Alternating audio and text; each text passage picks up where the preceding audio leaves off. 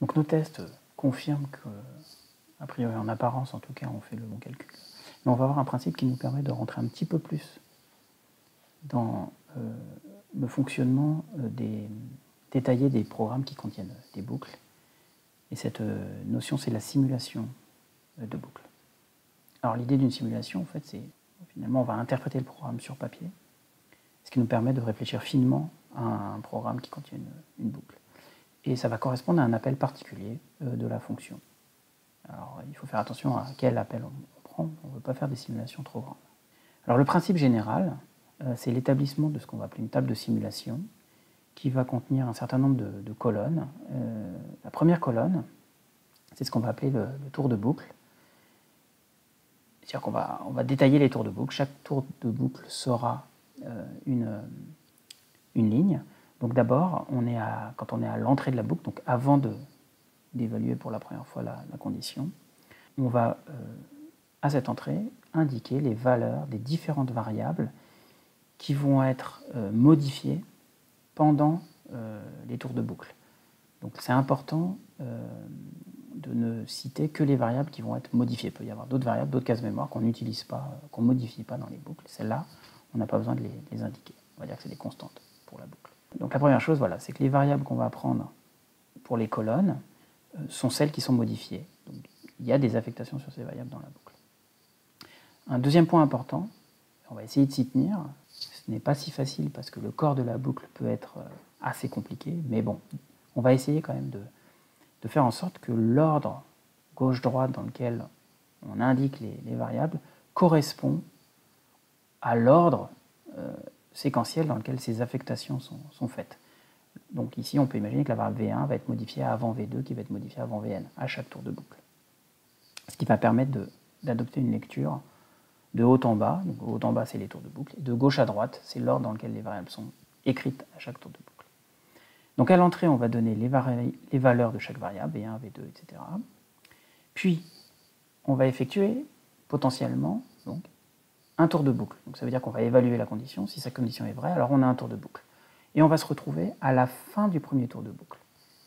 Donc notre deuxième ligne, c'est à la fin du premier tour de boucle.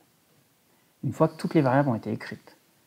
Et une fois que toutes les variables ont été écrites, on va indiquer leur valeur.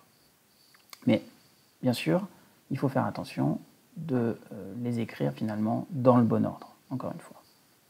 Donc, d'une certaine façon, on va faire tourner dans notre tête, on va interpréter dans notre tête le corps de la boucle, et au fur et à mesure où il y a des affectations, on va indiquer les nouvelles valeurs pour chacune des variables. Puis on va répéter ça pour chacun des tours de boucle. À un certain moment, la condition devrait être fausse, parce que si la condition n'est jamais fausse, on a ce qu'on appelle une boucle infinie, et ça on veut éviter. Ça on en reparlera lors du prochain cours. Mais si tout se passe bien, donc on aura un certain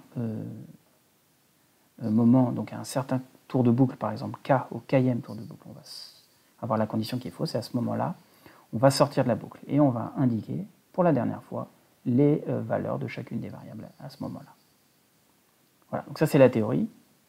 Ça peut apparaître comme quelque chose d'un petit peu compliqué. On va prendre tout de suite un exemple sur notre programme avec un while qui est la somme des entiers.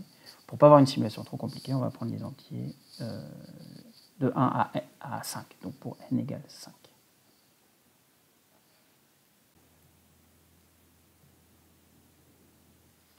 Je vais donner un exemple donc, de simulation de somme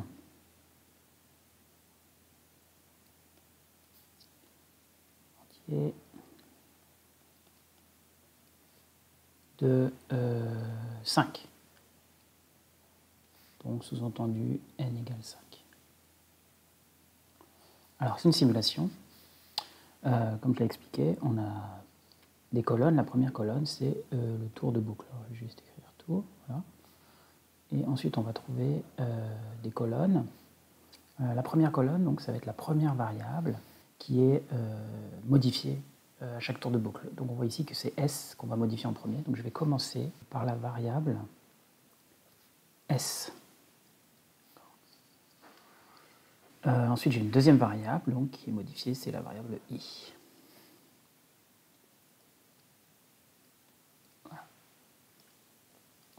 Au début, on va se trouver avant l'entrée dans la boucle, c'est-à-dire à ce point ici. Ce point s'appelle l'entrée, et donc c'est, en termes de nombre de tours, c'est avant de faire le premier tour. La variable S avant le premier tour de boucle, elle vaut 0, et la variable I vaut 1.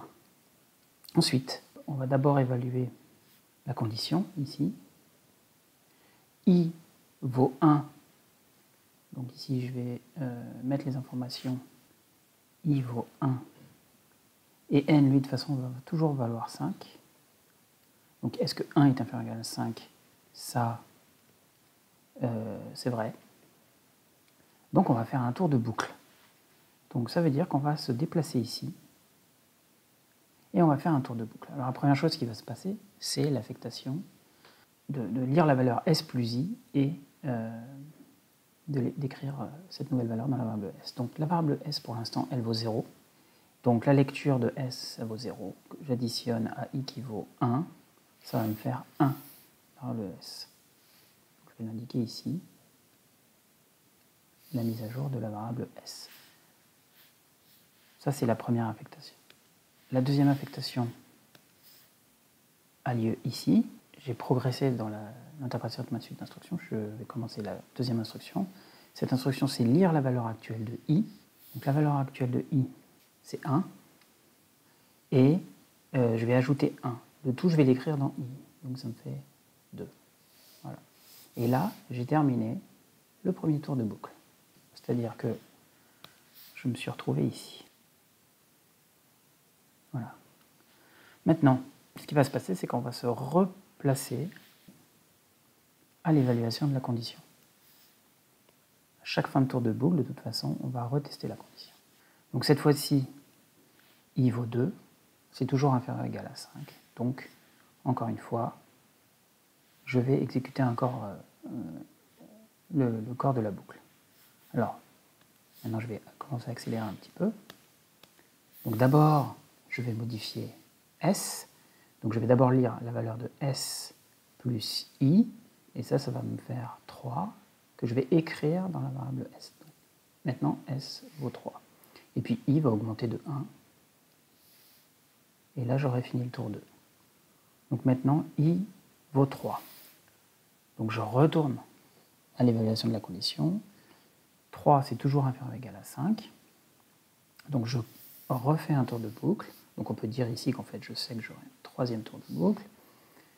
La valeur de S, c'est l'ancienne valeur de S, 3, plus la valeur de I qui est 3, ça me fait 6. Et la valeur de I augmente. Voilà. Je reviens à la condition. Maintenant, I vaut 4, c'est toujours inférieur ou égal à 5. Donc j'aurai bien un quatrième tour de boucle. La valeur de S, c'est l'ancienne valeur de S qui est 6, plus la valeur de I qui est 4. Donc je vais avoir 10 ici. Et puis I augmente de 1. Donc I vaut 5. 5, c'est toujours inférieur ou égal à 5. Donc j'ai bien un cinquième tour de boucle. La valeur de S, c'est l'ancienne valeur de S plus 5, donc 15. Et I va valoir 6. Et là, on retourne à la condition, à l'évaluation de la condition. Et on regarde, est-ce que 6 est inférieur ou égal à 5? La réponse est faux. Alors je vais détailler un petit peu. Le I vaut 6, le N, de toute façon, il vaut 5. Donc, ma condition, elle vaut false. Dans ce cas-là, ce qui va se passer, c'est qu'en fait, on va sortir de la boucle pour se retrouver directement à la sortie de boucle qui se trouve ici.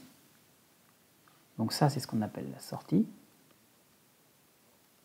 ce point-là, avant de faire le return, et on va le retrouver ici. Dans les simulations, on souhaite qu'on indique quelle était la sortie. Donc c'est après le tour 5 qu'on sort de la boucle. Donc au final, on a S qui vaut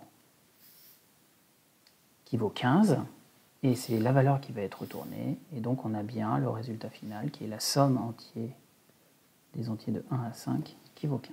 Voilà, et ça finit notre simulation. Donc on voit qu'on peut, au brouillon, sur papier, comprendre le fonctionnement d'une boucle, en tout cas une boucle simple comme celle-là.